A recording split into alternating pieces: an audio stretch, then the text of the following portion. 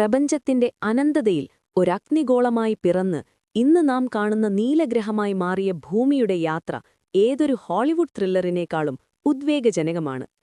ഏകദേശം 450 കോടി വർഷങ്ങൾക്ക് മുൻപാണ് ഈ ഇതിഹാസം ആരംഭിക്കുന്നത്.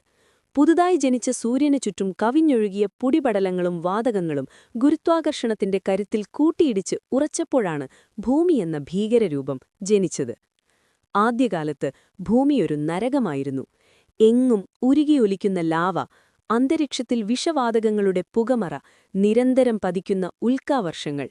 ഇതിനിടയിലാണ് ഭൂമിയുടെ ചരിത്രത്തിലെ ഏറ്റവും വലിയ ആഘാതം സംഭവിക്കുന്നത്. തിയ എന്ന ഗ്രഹം ഭൂമിയുമായി അതിശക്തമായി കൂട്ടിയിടിച്ചു.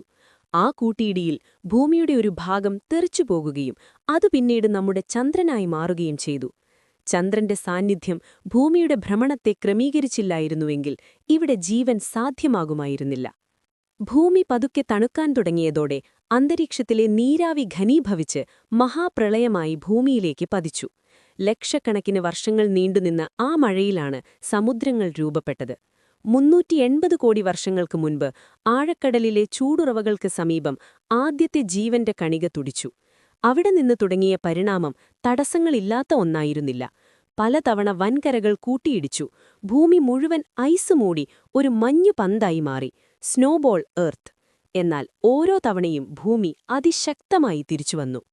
പിന്നീട് സയനോബാക്ടീരിയകൾ ഓക്സിജൻ ഉൽപ്പാദിപ്പിക്കാൻ തുടങ്ങിയതോടെ ഭൂമിയുടെ അന്തരീക്ഷം മാറിവറിഞ്ഞു.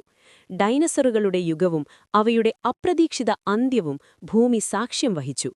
ഈ 450 കോടി വർഷത്തെ ചരിത്രത്തെ ഒരു 24 മണിക്കൂർ ക്ലോക്കായി സങ്കൽപ്പിച്ചാൽ മനുഷ്യൻ ഈ ഭൂമിയിൽ വന്നിട്ട് വെറും 2 സെക്കൻഡ് മാത്രമേ ആയിട്ടുള്ളൂ.